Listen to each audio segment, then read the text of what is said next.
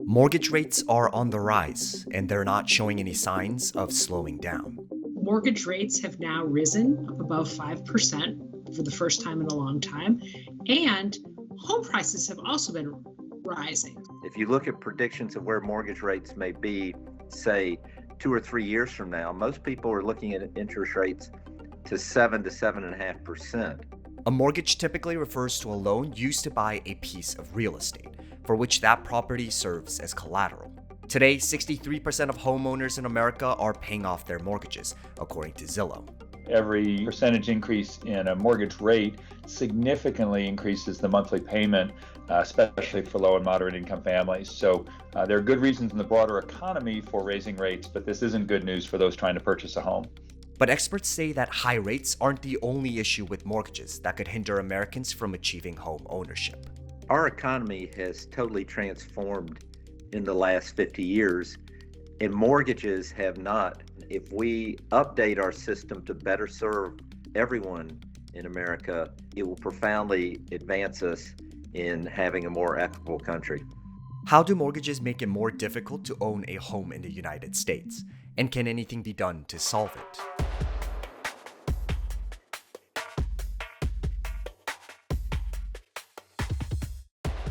The price of a home often exceeds the amount of money that most Americans save. Mortgages exist to allow these individuals and families to purchase a home with a small down payment, receiving a loan for the remaining balance.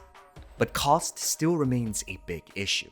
We have an affordability crisis in the United States, and I would say COVID actually revealed and exacerbated an existing crisis, but it's only gotten worse. So what we fundamentally have is a supply problem, and that correlates with an affordability challenge. Americans today are forced to take larger loans to finance a home. The Federal Reserve Bank of Atlanta found that a median income household would need to spend 34.9% of its yearly income on a median priced home. For reference, households that pay more than 30% of their monthly income for housing are considered cost burden, according to the Department of Housing and Urban Development. The cost factor is also why there is currently a large percentage of renters wondering if they'll even ever be able to move from renting to owning. And even condos and townhouses are raising in cost across cities for $500,000 and up, significantly raising the down payment amount in mortgage loan debt. Saving for a down payment is one of the biggest barriers to home ownership. The Center for Responsible Lending calculated that a typical worker needs 8 years to save for a 3% down payment for a medium-priced home, and 30 years for 20%. While certain programs like FHA loans allow homes to be purchased with smaller down payment, being able to afford a high down payment comes with its own set of benefits. If you come in with a lot of money down, it's easier to qualify for a mortgage. It's also less expensive to get a mortgage. Something like 40% of families in America have no financial margin. They couldn't even afford a $400 medical bill or challenge. So the idea of being able to save a 20% down payment is almost unimaginable. And again, it goes back to the fact, worse than ever right now, is that food costs are going up, energy costs are going up, rents are skyrocketing so much faster than incomes right now. All of those get in the way of families being able to save for a down payment. A number of state and local institutions also offer what's known as down payment assistance programs to combat this issue. There is not nearly, though, enough money for those down payment programs. The other problem has been that the programs are not standardized, and it makes it harder for lenders to use them and more reluctant to use them. And it also makes it harder for people to know about them and how they qualify for them. Congress was considering a big package of down payment assistance for first-generation homebuyers as part of the debate over Build Back Better last year, but the Senate failed to enact the bill, so that's, we're still hoping that might be revived.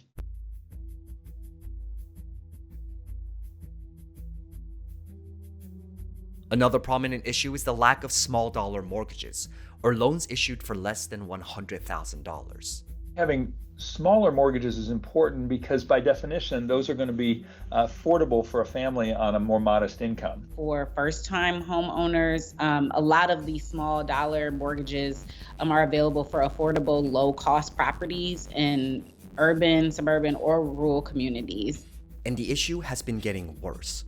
The total value of mortgage loans between $10,000 and $70,000 and between $70,000 and $150,000 dropped by over 53% and over 21% respectively from 2011 to 2021.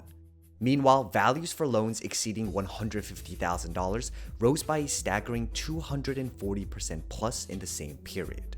It is particularly hard for people who are buying smaller houses with smaller mortgages to find a lender and to get that mortgage. And they also, surprisingly, are more expensive. Another study found that denial rates for small dollar loans were notably higher than denial rates for larger loans. And it's not because these loans are riskier. Accompanying research found that applicants for small dollar loans had similar credit profiles to applicants for larger loans. The real reason is profit. It costs about the same amount of money to take an application and run it through your system and fund a mortgage and have it appraised and do all those things regardless of how big the mortgage is. So if it costs me the same amount of money to do a $700,000 mortgage as it does to do a $70,000 mortgage, but I get all my fees and my interest based on the loan amount. So I'm going to get a lot less revenue on a $70,000 mortgage than I am on a $700,000 mortgage. The lack of small dollar mortgages then drives these affordable homes into the hands of retail investors looking for profit. Small dollar homes that could represent the first step on the path to home ownership for a family with modest income are not being sold with mortgages, which means they're probably being bought for cash. That means somebody with deep pockets is able to come in and offer to pay cash. They often buy the homes through automated systems where they buy them without even seeing the house. They get an automated appraisal, a remote inspection, and buy houses in bulk. And that's pulling a lot of houses out of what's already an overly scarce, affordable housing market for these smaller, less costly houses. So a lot of harm coming out of the difficulty of people being able to access small dollar mortgages. In response, home buyers may resort to dubious methods to purchase a property. One example that is surprisingly prevalent is people end up into something they call contract for deeds, where it's essentially you're renting, and if you make every payment on the loan on time, you eventually will own the house. But if you miss any payment, you not only lose the house, you have no equity in it either. And there are millions of these transactions out there in the country today, and it's because people don't have the alternative. They're being pushed into those mortgages. On top of everything, it's generally become more difficult to qualify for a mortgage. The Housing Credit Availability Index, which represents the lender's tolerance for risk, has remained almost at the same level since the aftermath of the 2008 financial crisis. In response to the Great Foreclosure crisis, lenders and investors got very tight about their underwriting criteria and have kept them at this sort of reactive level since then. The deck is particularly stacked against borrowers with low credit scores. As millions of homeowners went into mortgage forbearance programs at the start of the pandemic, banks raised their borrowing standards for protection. During the fourth quarter of 2021, less than a quarter of new mortgages originated to borrowers with credit scores under 720. An important part of the unfairness and the impact of that is credit scores reflect to a great extent how much family and personal wealth you have. If you're a wealthy person, it is not difficult to get a mortgage.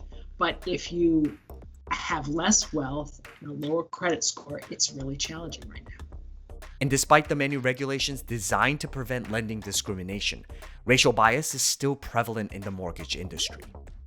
According to the most recent data from the Home Mortgage Disclosure Act, denial rates for home purchase applications were 18.1% for Black applicants and 12.5% for Hispanic white applicants, compared to just 6.9% for non-Hispanic white applicants and 9.7% for Asian applicants. Lenders can look up additional debts of a potential home buyer, including that of medical debt and student loan debt. relative to the loans that are in default, which can limit opportunities for less established potential home buyers. Expecting communities that have not historically had the privilege of financial liberties to be financially secure when making one of those important purchases of their lifetime is like expecting an athlete with no training or coaching to win a national championship title. It's just unrealistic, and it's indeed a stretch, and has certainly added to the difficulty of home buying in the U.S. The easiest way to solve today's mortgage market is resolving the supply of housing in America. If we don't increase the supply of starter homes, first-time homes, and homes that are accessible for working families with low and moderate incomes, then it's going to be really hard to solve it just from a lending perspective. You got to have more housing. If you just provide more credit, it drives up housing prices even more without expanding the supply. Another important aspect is having a mortgage market that supports the needs of all Americans. If we have more supply, we also should work on down payment assistance, and we think we're going to need more subsidy there, and financial counseling and preparation to help families clean up their credit and be well prepared to be able to obtain loans. Several measures can also be taken to overcome some of the systemic barriers that prevent certain subgroups from achieving home ownership. Our mortgage system just has to work for today's economy and people who are doing the right thing, scrambling to put together a living, saving as much money as they can. But those are just tougher in this new economy. And our mortgage system has to serve those people who are playing by the rules and not getting a chance to get ahead. If we want to overcome some of the systemic barriers to home ownership for households of color, we really want to recognize that and think really hard about unpacking those systemic barriers and doing something to address them directly, like looking for alternative ways to assess credit, looking for ways to count income from gig economy jobs and second and third jobs and seasonal jobs and from other household members who are contributing, and looking for ways to help people with down payment assistance to establish that collateral. Continuing to question and improve the mortgage system in the United States is key to preserving the ideals of the American dream. Our mortgage system is one of the main factors that decides who has a stable financial life, who has a secure place to live, who builds financial wealth. And it needs to serve all of America, and it's not doing that. And so unless there are very deliberate, significant interventions and changes in our system, we're going to look back in 20 years and find that we're even in a worse place than we were in 2022.